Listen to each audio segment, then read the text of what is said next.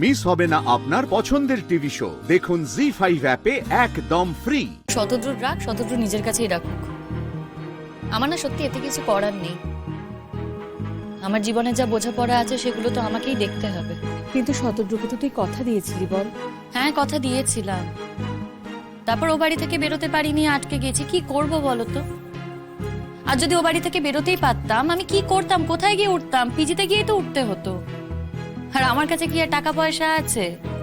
আমাকে ধার করে চলতে হতো। শতদ্রু বলেছিল যে শতদ্রুর কাছ থেকে টাকা ধার নিতে, আমি সেটা চাইনি। নিজেরও তো কিছুটা চেষ্টা করতে হবে বিপাশাদি।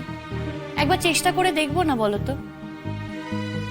আর শতদ্রু যদি আমায় সত্যি ভালোবাসে, এতদিন তো আমার জন্য অপেক্ষা করেছে, ভবিষ্যতে একটু অপেক্ষা করবে। আর যদি অপেক্ষা করতে না পারে, যদি ভালোবাসার মেয়াদ অল্প দিন হয়, করবে না। আর কি করবো বলো? তুই না শতদ্রুর উপর বড্ড বেশি চাপ সৃষ্টি করিস শিমুল। আমি তোকে থাকতে বলিনি বিপাশাদি। ও যে আছে, আমি কি ওকে একবারও বলেছি থাকতে? पर ये क्या बात हुई शिमू?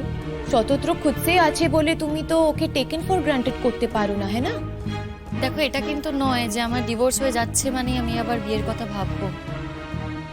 সত্যি কথা বলতে কি, আমার যে এক্সপিরিয়েন্স হয়েছে, আমি আর বিয়ের কথা ভাবতে পারছি না গো।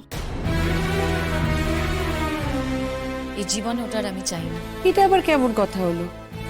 একটা বিয়েতে তোর ব্যাড এক্সপিরিয়েন্স হয়েছে, তার মানে কি এই যে শতদ্রুর সঙ্গে বিয়ের পরেও একটা ব্যাড এক্সপিরিয়েন্স হবে? আর শতদ্রুকে কি তুই চিনিস না নাকি?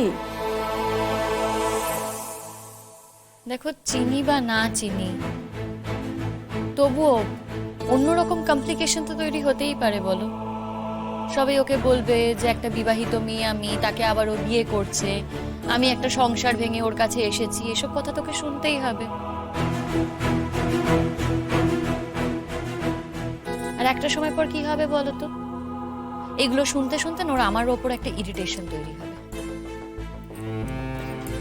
কি মুশকিল। আচ্ছা শিমুল, তুই যদি সবসময় এভাবে ভাবতে থাকিস তাহলে তো আগামী দিনে কিছু করে উঠতে পারবি না বল। अरे देखो ना कितना टाइम হয়ে গেছে, अभी तक तो वो लड़कियां नहीं आई। বললাম জলদি এসে গেছি। এসছে, কি দেরি করলো। চল চল চল, সব চল। সুরিতা দিদি তো বলেছিল কি জলদি জলদি আসবে, पता नहीं কি হলো।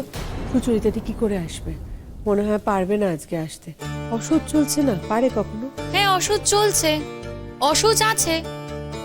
অসুচ তো মনে বলো, অসুচ মানবে না সে কথা আমি একবারও বলছি না, কিন্তু নিজেরও তো কাজ করতে হবে। সুচরিতাদের এই সুযোগটা তো হারালে চলবে না। আজকে দেখো না সুচরিতাদের বাড়িতে কি হচ্ছে, ওকে ওই বাড়িতে রাখবে কিনা তারই কোনো ঠিক নেই। কখন ও বাড়ি থেকে বের করে দেবে সেটাই তো আমরা বুঝতে পারছি না। সেখানে যদি সুচরিতাদি নিজের পায়ে না দাঁড়ায়, কি করে হবে বলো তো? সত্যি কথা, এক একটা মেয়ের তোদেরও চাকরি কখন ঝামেলা বাপু, কাজে কি ঝামেলা। সত্যি বাপু বোঝা বড় দায়। মাঝে মাঝে ভাবি বে করবো, আবার এইসব জিনিস দেখে ভাবি যে থাক আর বে করবো না। সত্যি বলছো? না না বাবু, আমি বিয়ে করব।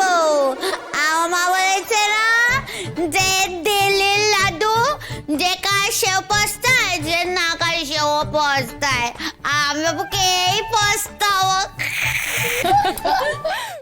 জি5 ডাউনলোড করুন আর সব এপিসোড দেখুন একদম ফ্রি।